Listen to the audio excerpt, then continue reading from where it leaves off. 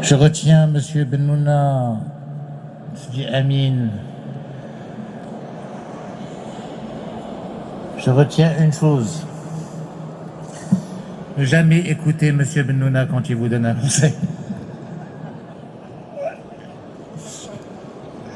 Vous êtes d'accord? Je pense que j'ai gagné la première manche. Non, il faut l'écouter, c'est un expert. Beaucoup d'expertise, beaucoup d'intelligence. Très challenging, mais très intéressant en même temps, ce qui rend la vie meilleure et ce qui nous rend meilleurs tous les jours.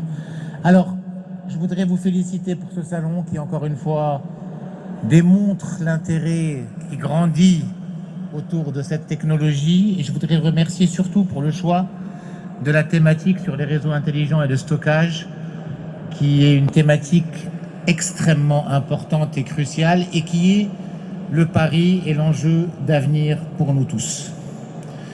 Le vrai goulot d'étranglement aujourd'hui, comme vous avez compris, dans notre pays pour atteindre une nouvelle étape de développement, et vous le voyez avec les nouveaux investissements qui sont programmés, c'est le réseau.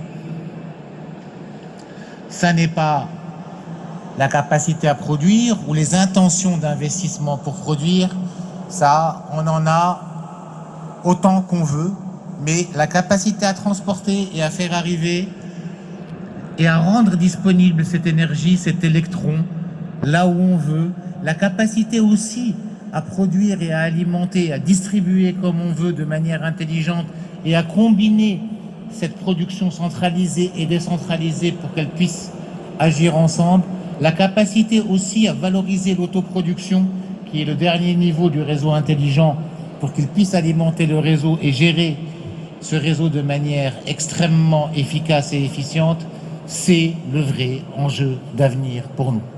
Les technologies existent, elles ont besoin d'un backbone beaucoup plus large, beaucoup plus étoffé, elles ont besoin d'équipements, elles ont besoin d'outils de gestion et elles ont surtout besoin de la confiance que les gestionnaires et que les opérateurs traditionnels de ce réseau puissent faire confiance, puissent, allez, je vais dire le mot sans me faire insulter de manière lourde, puissent lâcher un peu du lest en se disant que tout va bien marcher, quand même, que cette technologie va fonctionner et que même économiquement pour eux, ce sera plus bénéfique.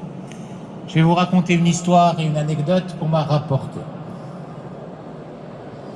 Un jour, on est venu voir Sa Majesté Hassan II et on lui a dit, voilà, si vous rentrez un deuxième opérateur dans la téléphonie, ça va tuer le premier et ça va créer des problèmes et ça ne marchera pas. Et les deux vont faire faillite et le Maroc n'aura pas d'infrastructure et n'aura pas d'infrastructure téléphonique digne de ce nom, parce que avec l'opérateur historique, il n'y a qu'avec l'opérateur historique qu'on peut avoir une infrastructure digne de ce nom.